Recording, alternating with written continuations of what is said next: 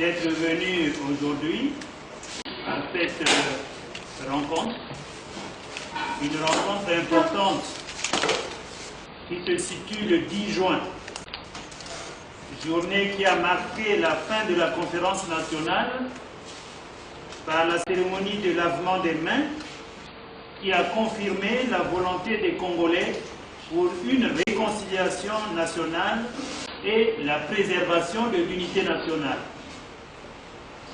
C'est pour cette raison-là que le 10 juin est donc devenu la journée de la réconciliation nationale et de lavement des mains. Cette année, cette célébration est affaiblie par la pandémie du Covid-19 qui a imposé le confinement dans le cadre de la lutte contre la transmission du coronavirus. C'est pour cette raison que dans le strict respect des mesures du confinement, notamment les mesures du respect de la distanciation, aujourd'hui, on n'a pas fait venir une foule de militants, on n'a pas fait venir une foule d'assistants. Cette conférence de presse se déroule avec le minimum de personnes pour qu'on soit en conformité avec les mesures de santé auxquelles nous devons en quelque sorte être stricts. Le contexte de cette rencontre se situe aussi avec un certain nombre de questions qui ont perturbé la paix et la sérénité dans une partie du pays, et notamment le département du Poul, parce qu'il y a eu un certain nombre de choses. Le Poul a souvent souffert des situations militaires, il y a eu pas mal de choses qui ont failli mettre en difficulté la paix et l'unité nationale. Là, il y a eu encore une situation qui a créé une psychose à l'intérieur de ce département, et les gens qui vivent dans le Poul sont aujourd'hui un peu sur le qui-vive. Ils vont voir les responsables religieux, ils vont voir les responsables politiques pour savoir qu'est-ce qui va se passer. On a dit qu'il y a des gens qui devaient attaquer le Poul, il y a des gens qui devaient aller arrêter ou attaquer le révérend Toumi, ainsi de suite. Et donc, nous, on a voulu profiter de cette journée de la réconciliation nationale pour remettre un peu à la disposition du pouvoir, à la disposition du gouvernement, les préoccupations liées justement à cette situation du Poul qui risque demain de devenir encore une crise dans le pays, alors qu'on a besoin plutôt aujourd'hui de resserrer les liens de l'unité nationale, de resserrer les questions de la paix pour que la lutte contre le coronavirus ne soit pas perturbée par une situation militaire qui risque de créer encore une situation grave dans le pays. C'est pour cette raison-là que j'ai été chargé par des cadres civils, militaires, originaires du département du Poul, pour essayer de lire un texte qu'ils ont adopté, et dans un contexte où la grande réunion du genre meeting ne peut pas se tenir, parce qu'aujourd'hui, on ne peut pas réunir plus de 50 personnes. Et ici, nous avons fait le choix de réunir à peine peut-être une trentaine, une vingtaine de personnes pour être en harmonie avec les mesures que nous devons respecter dans la période actuelle de lutte contre la pandémie du coronavirus. Donc, c'est pour cela que je vous remercie vraiment d'avoir honoré de votre présence ce point de presse. Voilà, merci beaucoup. Je vais lire donc le texte tel qu'il a été conçu par les fils et filles du Poul, cadres civils ou militaires, sur le déploiement massif et injustifié des troupes armées dans le département du Poul. Région d'origine des grands héros nationaux de la lutte anticoloniale, comme Mabiala Manganga, André Grenard Machua, Bouetambongo, Biemo, etc. Le Poul est depuis très longtemps le département souffre-douleur des soubresauts tragiques et sanglants ainsi que des projets politiques en République du Congo. Pour mémoire, depuis les événements de Kinganga Tiroko en 1970 et de Ange Diawara en 1972, en passant par ceux des Anzimba en 1974 et des pseudo-angolais en 1975, jusqu'aux drames et tragédies plus récents des périodes 1998-2003 et 2016-2017, le Poul et ses populations ont toujours payé le prix fort dans leur esprit et dans leur chair. C'est comme pour dire que la responsabilité supposée ou établie d'un ou de quelques fils du Poul devrait immédiatement et systématiquement, automatiquement, être payée par le Poul et ses populations. Pourtant, il n'y a jamais été démontré clairement que les populations du Poul, par leur seule appartenance à ce département, ont pu faire un jour collusion entre elles et créer des rébellions ou des groupes armés pour nuire aux institutions établies et chercher ainsi à s'emparer du pouvoir. Ça n'a jamais été démontré. De même, jamais de mémoire d'homme, aucune déclaration concertée visant la sortie de ce département du giron national n'a jusqu'ici été imputée aux populations de ce département qui restent attachées à l'unité nationale. Et pourtant, le Poul a toujours subi des violences de toutes sortes, fruits des manipulations politiciennes, tribalo-régionalistes, de quelques apprentis sorciers politiques qui cherchent à conquérir le pouvoir ou à le conserver coûte que coûte. Voici donc déjà 22 ans de la période, depuis la période de 1998 jusqu'en 2020, voici donc 22 ans que les populations du Poul vivent dans leur département une guerre quasi permanente entre le pouvoir de Brazzaville et le révérend pasteur Ntoumi. Cette guerre a été ponctuée par 2 semblants d'accords de paix et de cessation d'hostilité qui sont malheureusement restés inachevés et sabotés pour laisser l'opportunité de jouer à la reprise des hostilités en cas de besoin à tout moment, ce qui risque d'arriver à ce moment encore. En effet, hier encore, pour marquer effectivement la fin supposée des violences de la période 98-2003, des présumés accords de cessez-le-feu et de cessation des hostilités entre Ntoumi et le pouvoir avaient abouti à un processus de désarmement et de réinsertion des ex-combattants qui a du reste été saboté dans sa réalisation. Les laissés pour compte de ce sabotage ont par la suite été récupérés en 2016 pour justifier de nouvelles violences militaires dans le Poul jusqu'en décembre 2017, où de nouveaux accords ont cette fois-ci été signés à Kinkala, consacrant une fois encore la réinsertion des ex-combattants.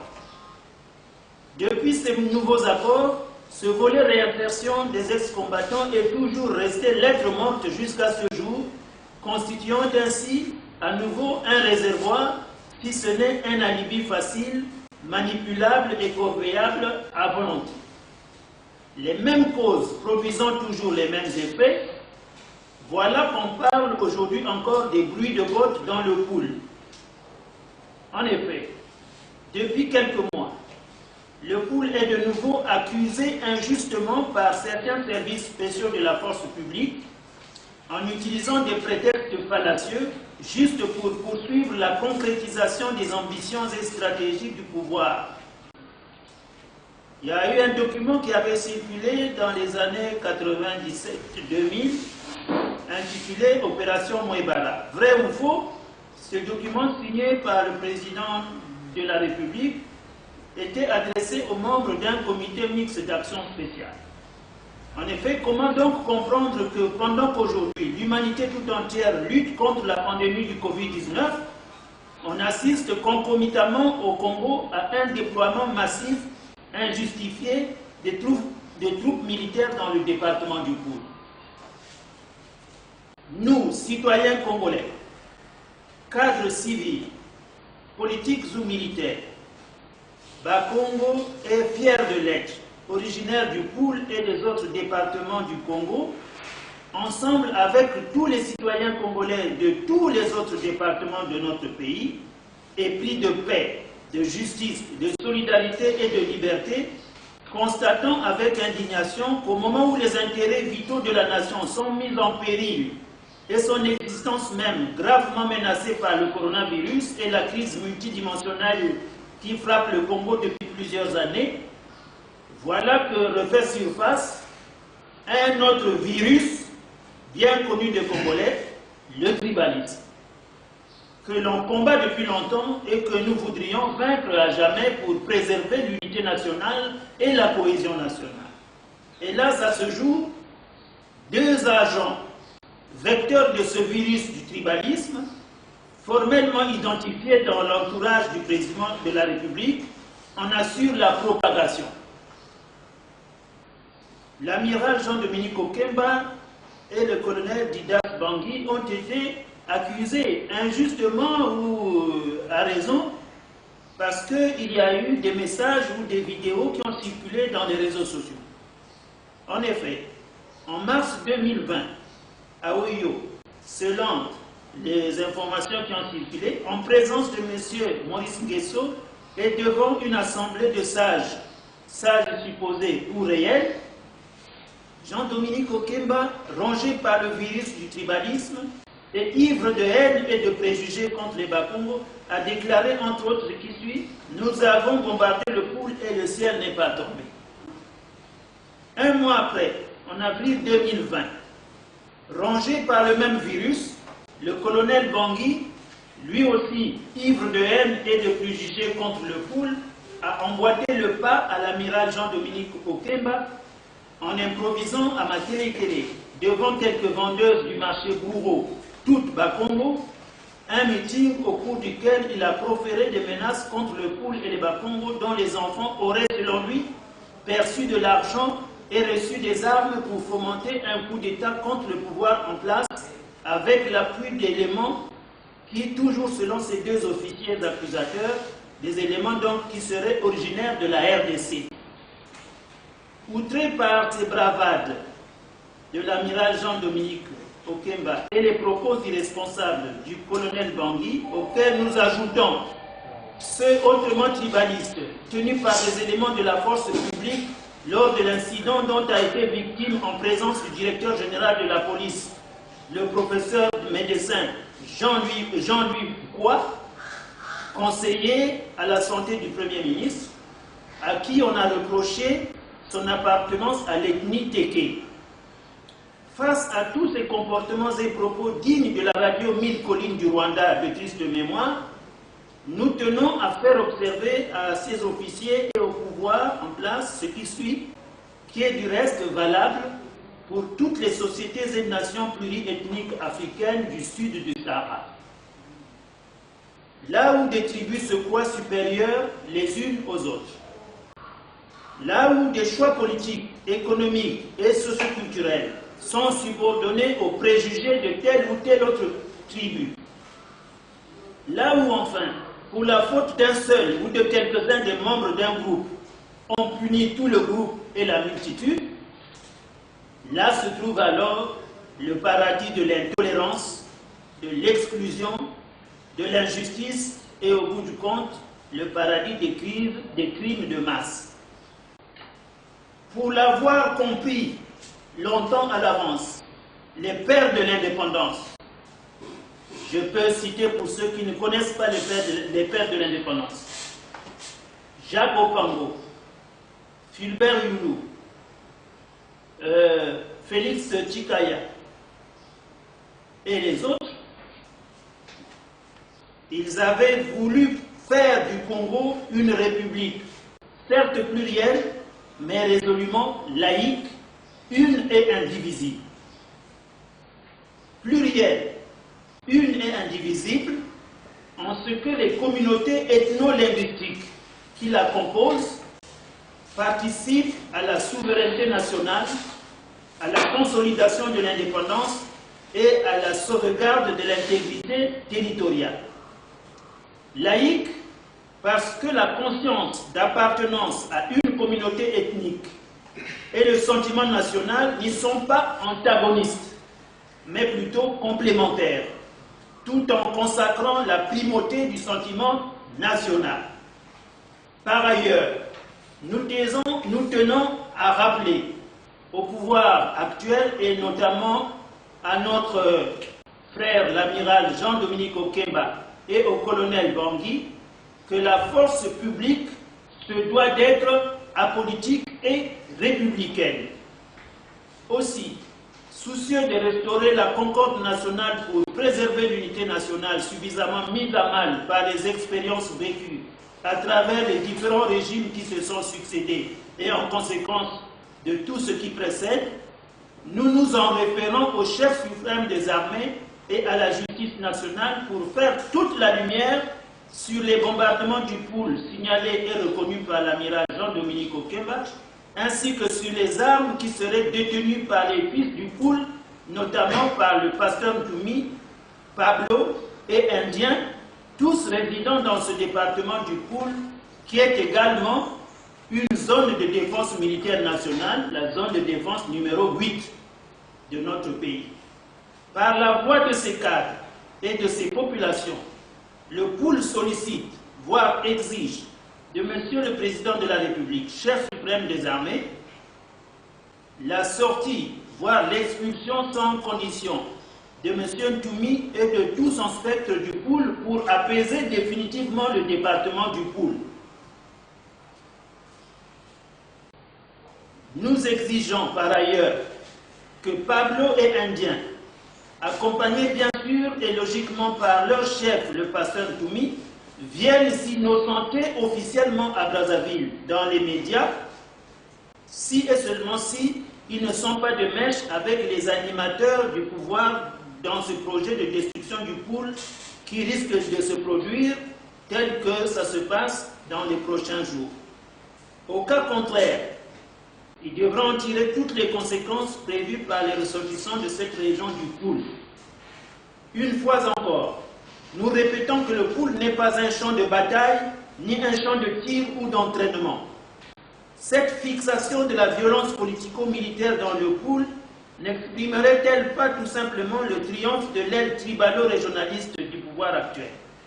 Ce déploiement massif et injustifié des troupes ne serait-il pas tout simplement le signe précurseur d'un état de siège au Poul qui ne dit pas son nom et qui serait dégoupillé à l'ombre du coronavirus? Nous, ressortissants du Poul, victimes des violences militaires, refusons de croire que les forces armées congolaises, avec leur personnel formé, leurs armements et leur logistique, soient si faibles pour venir à bout d'un Ntoumi qui n'est qu'un simple pasteur qui n'a même pas eu une formation militaire. Manifestement, le pouvoir congolais n'a jamais voulu conclure définitivement son conflit annoncé avec le pasteur Ntoumi. Peut-être qu'il a préféré le laisser dans le cours pour l'utiliser à tout moment. C'est comme ça que les ressortissants du Poul vivent maintenant cette situation. Cette fois-ci, voyons venir les élections présidentielles de 2021 pour lesquelles aucune condition crédible n'est remplie à ce jour. Le pouvoir de Brazzaville, à l'ombre de la pandémie du Covid-19, chercherait peut-être à recourir à son prétexte Ntoumi par le biais de Pablo et Indien. Ainsi, comme ça, il y aura une nouvelle guerre au Poul qui pourra justifier la non-convocation des élections en 2021. Le pouvoir de Brazzaville pourrait alors agir à sa guise en faisant cela, mais au détriment des populations du Poul qui en seraient une fois de plus les victimes.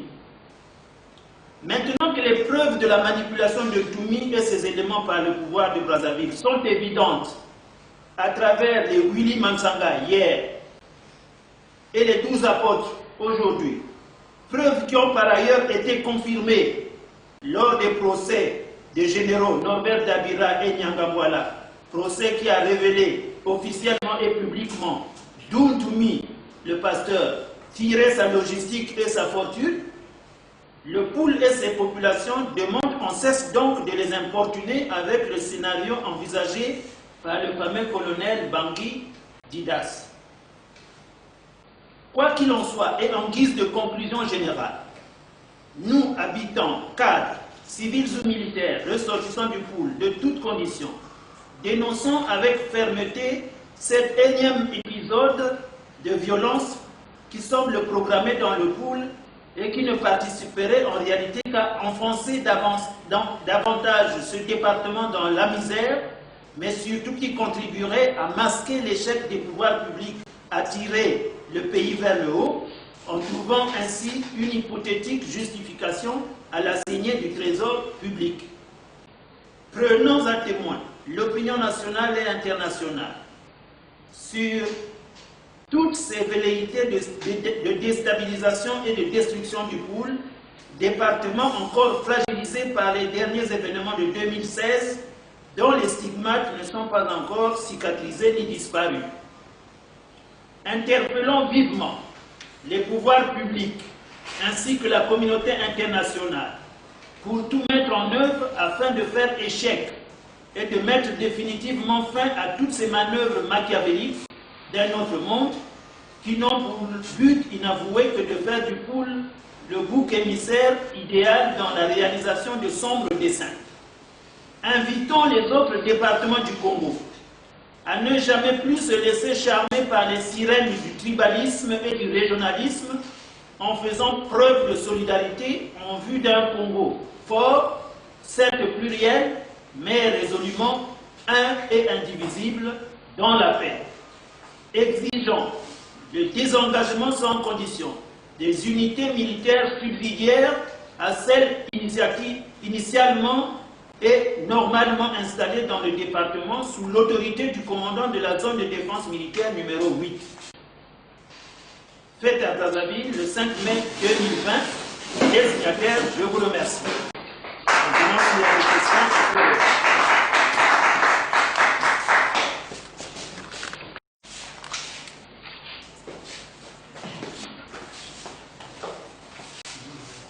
voilà ce texte qui a été conçu par des cadres civils et militaires du pool et qui m'ont donné la mission de rendre public ce texte parce que tout simplement dans le contexte actuel on ne pouvait pas réunir tout ce monde-là. Dans le contexte actuel, certains de ces cadres civils et militaires qui ont participé à la rédaction de ce texte sont encore actifs dans leur service. Ils ne souhaitaient pas être après sanctionnés pour avoir été les co-concepteurs et rédacteurs de ce texte. Et moi, j'ai accepté de jouer ce rôle en venant rendre public cette déclaration parce qu'en tant qu'acteur politique, je bénéficie des libertés d'expression des acteurs politiques. Voilà. Donc, je peux répondre à quelques questions s'il y en a. Comme ça, on pourra... Oui. Vous avez dit qu'elle a été signée le 5 mai. Oui. Si ma mémoire est bonne, ça me fait 1 mois et 5 jours. Est-ce que ce déploiement que vous dénoncez se poursuit ou il s'est arrêté? Le déploiement se poursuit. Il se poursuit et les gars sont sur place. Et dans certaines zones, les populations ont même constaté que les militaires qu'on a déployés n'étaient pas tous des Congolais. Il y avait des étrangers qui portaient l'uniforme de l'armée congolaise. Et quand ces populations viennent raconter ça à leurs enfants cadres civils et militaires originaires de ce département, les gens sont perturbés. Ils auraient préféré voir que c'est des militaires congolais, mais quand c'est des militaires étrangers qui portent l'uniforme de l'armée congolaise, c'est comme si notre armée n'est plus une armée nationale. Ça devient une préoccupation. Est-ce que vous êtes le mobile de ce déploiement massif Nous avons rencontré les responsables militaires. D'ailleurs, certains sont, je ne peux pas les citer pour des raisons de sécurité pour ces officiers.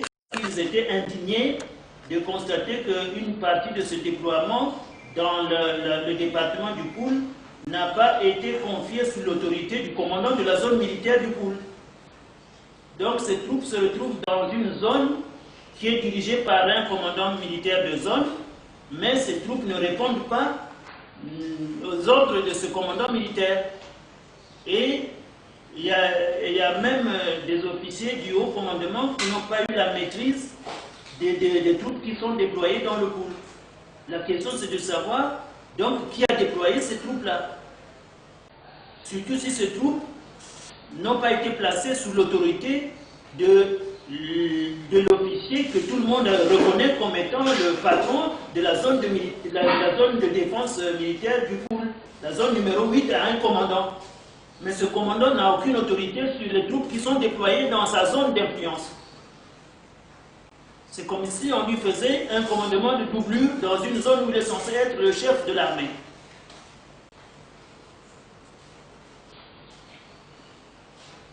L'objectif, c'est quoi finalement? Mais l'objectif... Pardon? L'objectif de ces unités-là.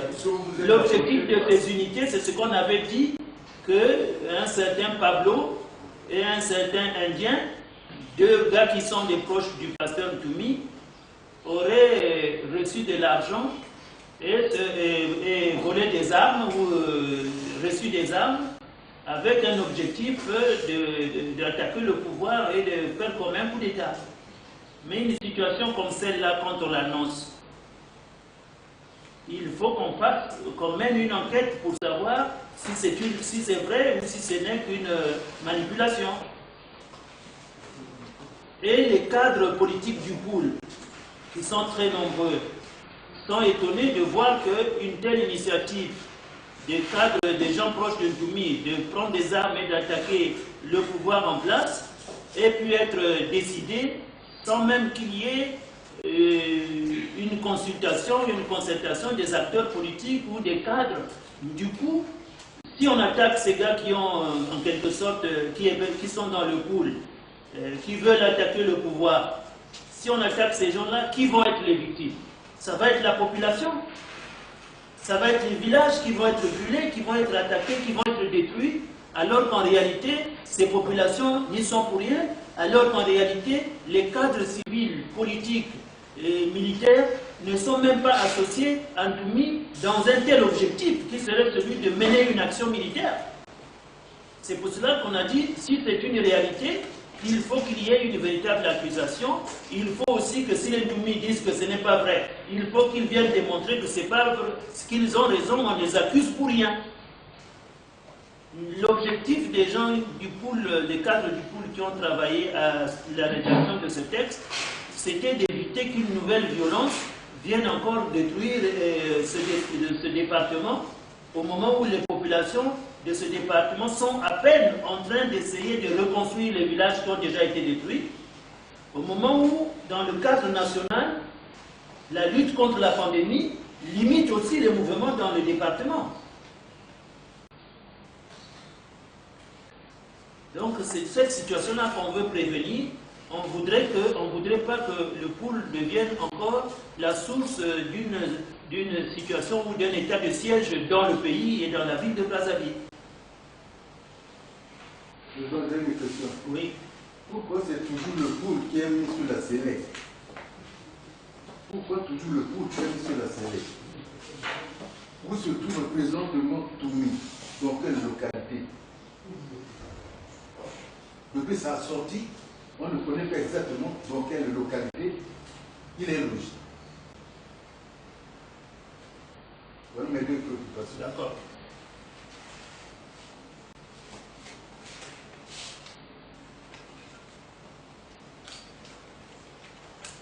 Justement, la question, elle est vraiment très pertinente.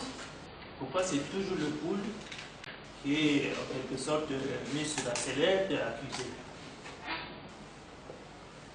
Dans le premier paragraphe de ce texte, nous avons essayé de montrer que le pool a souvent été victime justement de ce genre de situation, et c'est depuis la période coloniale, parce que dans cette période, il y avait les résistants à la colonisation, qui sont aujourd'hui devenus comme des héros nationaux, André Matua et autres.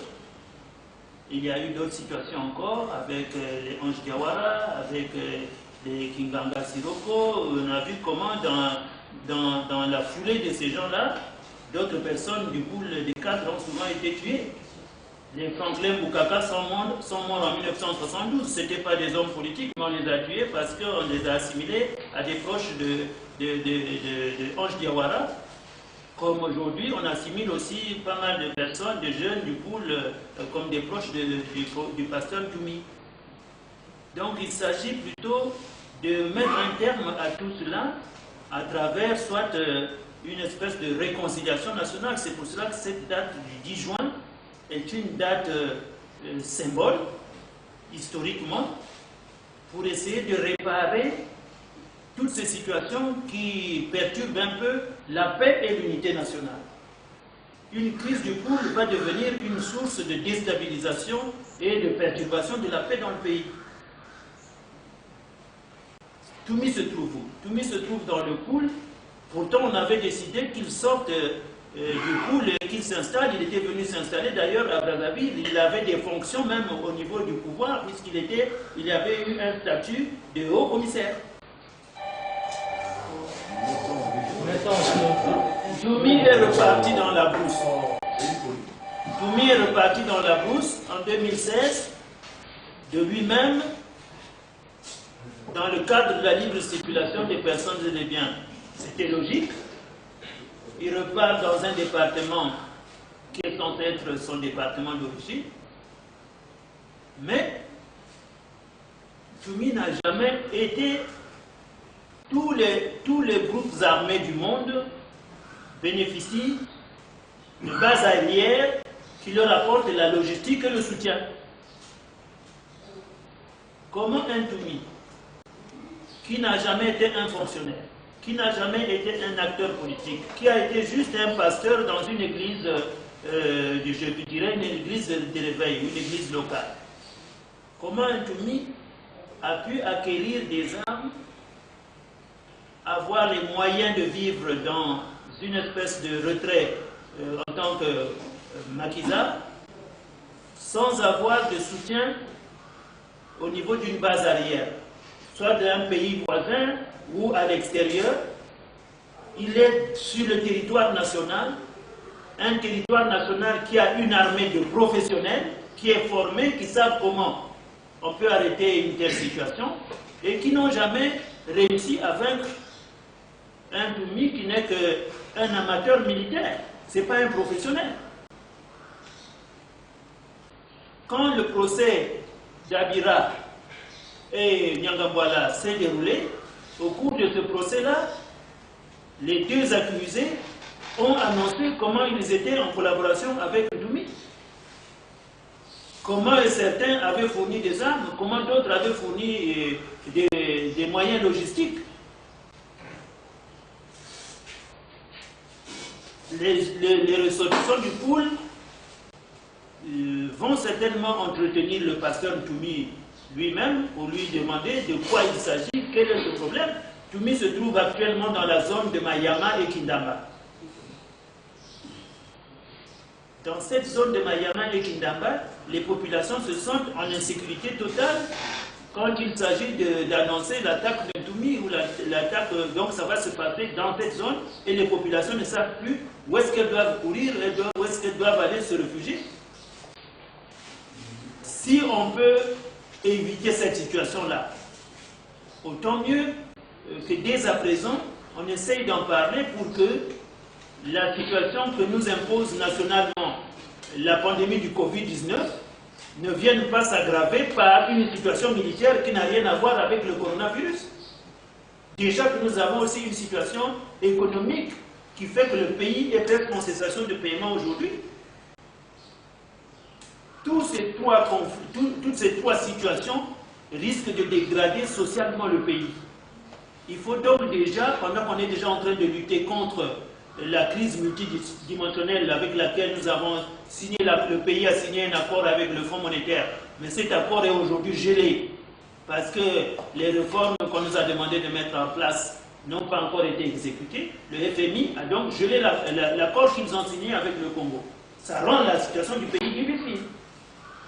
Si à cette situation, avec le FMI, vient s'ajouter encore la situation sanitaire créée par la pandémie du Covid-19, ça aggrave une fois de plus le sort du pays et des Congolais.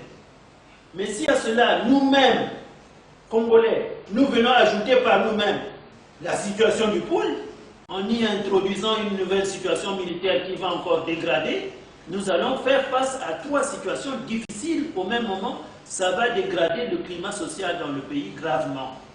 Ça serait le chaos? Ça sera le chaos. Il faut que notre pays, nous arrivions à le sauver parce que nous sommes liés les uns aux autres. Et le Congo est composé à près de 98% de citoyens qui sont des chrétiens. Même s'ils n'appartiennent pas à la même confession religieuse, mais ils sont soit catholiques, ils sont de l'église évangélique, ils sont de l'armée du salut, ils sont des églises de réveil, ils sont kimbanguistes. Toutes ces religions ne nous apprennent jamais la haine avec les autres. Toutes ces religions nous apprennent l'amour du prochain. Toutes ces religions nous apprennent l'unicité de la création. Toutes ces religions, ces confessions religieuses nous apprennent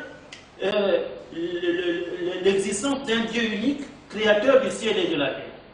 Comment peut-on être des chrétiens de cette nature-là, avec un tel pourcentage national, et ne pas comprendre que Dieu nous a enseigné pas seulement nous aimer les uns les autres, mais il nous a interdit de nous entretuer entre nous. Donc, quand il y a des problèmes, l'idéal, c'est de s'asseoir, et c'est pour cela que nous tenons à ce que le dialogue soit institutionnalisé dans la société congolaise. Chaque fois qu'il y a un problème, on doit aller vers le dialogue pour trouver des solutions et non pas aller vers des affrontements où le sang des Congolais va encore couler. Donc c'est pour cela que nous qui avons été les générations des jeunes de la conférence nationale, aujourd'hui nous sommes les aînés des générations qui sont nées dans la décennie 70 et la décennie 80. C'est ces générations-là, de ceux qui sont nés en 70 et 80, qui doivent prendre la relève de notre génération à nous, nous qui avons été encadrés par la génération de ceux qui sont nés dans la décennie 30 et 40, nous qui sommes nés dans la décennie 50 et 60, nous sommes les petits de ceux-là et nous sommes les grands de ceux de la décennie 70-80. Nous devons donc travailler pour que le pays de demain ne soit pas un pays en morceaux éclatés. Le pays de demain doit se renforcer en utilisant les valeurs et les principes du christianisme que nous avons adopté au Congo-Brazzaville, pour que à travers ces valeurs du christianisme, la paix devienne quelque chose de fondamental, la stabilité, l'unité, l'amour du prochain vont construire cette cohésion nationale à laquelle nous rêvons tous. Donc voilà ce qu'il faut retenir de tout ceci. Le texte que les cadres du pôle ont rédigé, que je viens de vous présenter, c'est juste pour rappeler cela et montrer que le pôle ne s'est jamais retrouvé en cachette dans un coin du département pour décider de monter une rébellion qu'on a confiée à Ntoumi et demander à Ntoumi à chaque instant de venir attaquer le pouvoir. Ça ne s'est jamais fait. C'est vrai que le pôle a été, depuis la période coloniale, la zone qui a érigé et qui a sorti des gens qui se sont opposés au colonialisme. Mais cette opposition au colonialisme, c'était pour éviter l'esclavage. C'est la mémoire de l'esclavage qui a fait que nos ancêtres ont résisté à l'arrivée du colonialisme parce qu'ils croyaient que le colonialisme revenait pour redémarrer l'esclavage. Mais même cette période, elle avait été réparée avec les Blancs lorsque, en 1944, dans les années 40, le général de Gaulle s'est réfugié au Congo-Brazzaville. Il a fait de Brazzaville la capitale de la France libre. À ce moment-là, il y a eu une réconciliation entre la région du Poul qui avait généré pendant la colonisation les résistants à la colonisation et le général de Gaulle, et c'est pour cela que la case de Gaulle avait été le terrain sur lequel était construite la case de Gaulle, s'est retrouvée dans la zone de Bakongo. Ça fait partie de l'histoire de notre pays. Nous devons nous battre pour préserver l'unité nationale. nos frères de la cuvette ouest ont un petit contentieux avec les frères de la cuvette centrale. Parce qu'en 1972-1974, il y a eu des incidents entre les Garé et les Mbeti à Ouando. Nous avons ça dans les archives des contentieux pour lesquels nous devons nous demander, nous devons nous présenter des excuses communément.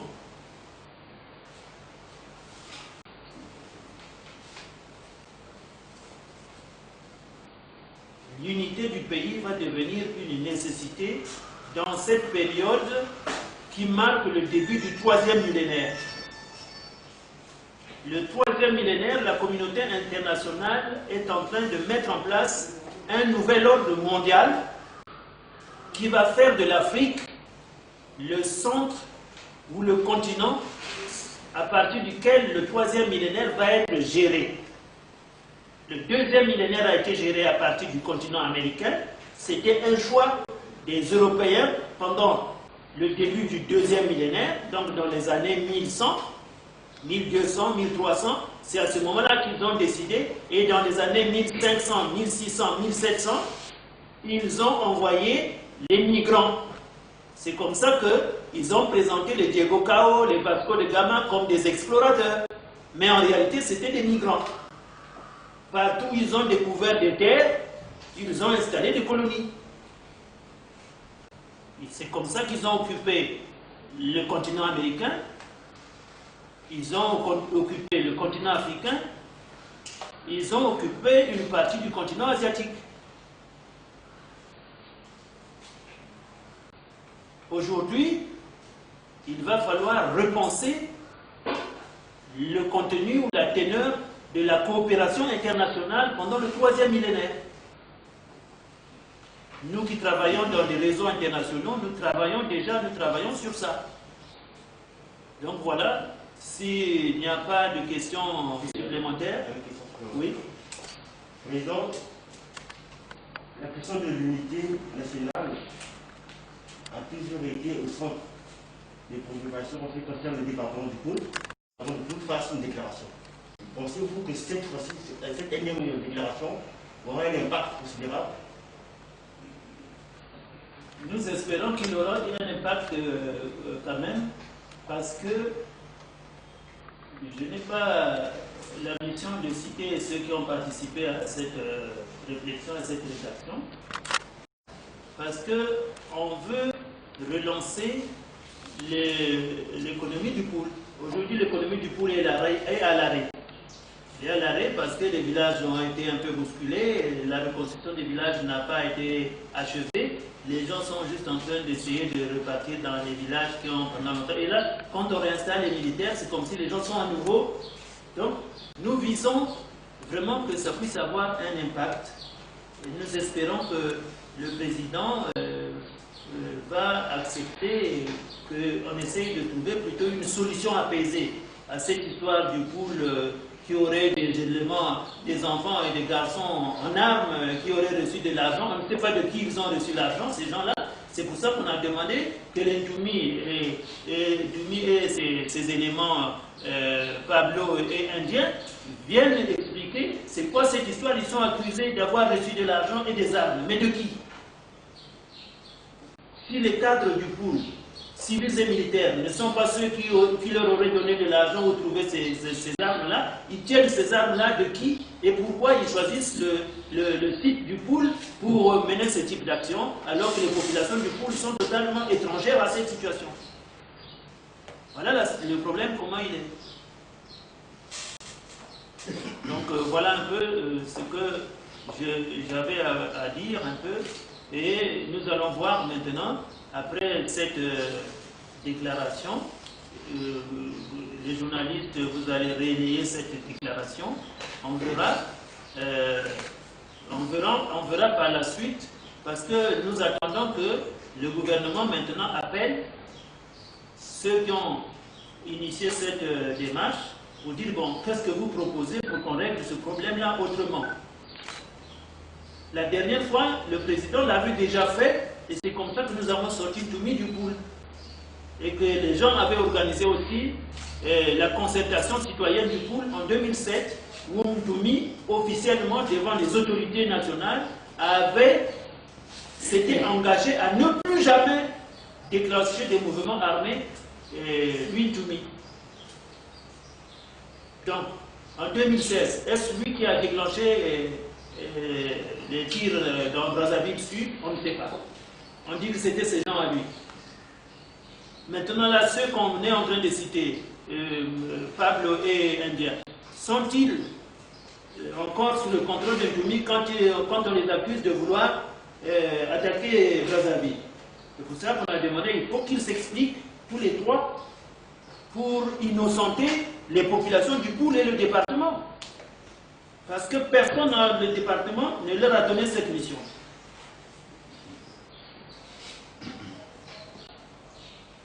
Voilà à peu près, donc c'est tout ce qu'on voulait dire par rapport à l'heure qu'on nous avait accordée ici pour occuper la salle. Nous sommes en train de dépasser, donc on va s'arrêter là.